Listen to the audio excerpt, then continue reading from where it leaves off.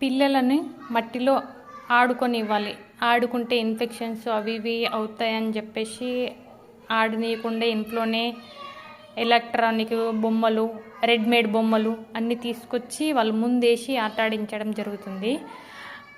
వాళ్ళు మట్టిలో ఆడుకున్న తర్వాత ఈ గోర్లల్లో ఉన్న మట్టి పోయేటట్టు హ్యాండ్ వాష్ ఏదైనా యూజ్ చేసి క్లీన్ చేసుకుంటే సరిపోద్ది. పిల్లలు మట్టిలో ఆడడం వలన ఇక్కడున్న ఈ చిగుర్లు గట్టి పడుతుంటాయి. ఎంత ఎక్కువ ఆడుకొనిస్తే అంత చేతులు గట్టి పడుతుంటాయి. ఇంకొకటి స్కిన్ అనేది పిల్లలది స్మూత్గా ఉంటుంది. ఆడుకోవడం వలన వాళ్ళకి గట్టితనం అనేది ఏర్పడుతుంది. ఆ మట్టి తీసుకొని వాళ్ళు రకరకాల బొమ్మలు అవి ఇవి చేస్తుంటారు. మట్టిలో నీళ్ళు పోస్తే ఉండ అవుతుందని తెలుస్తుంది. ఆ మట్టిని ఒక చిన్న వాళ్ళకి చుట్టుపక్కల ఉన్న వస్తువులలో తీసుకొని మట్టి నింపి దాన్ని ఆకారాలు తయారు చేయడం నేర్చుకుంటారు.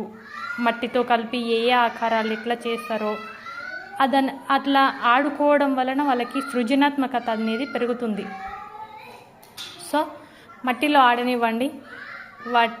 వారి ఇంటెలిజెన్స్ని పెంచుకునే అవకాశాన్ని కల్పించండి.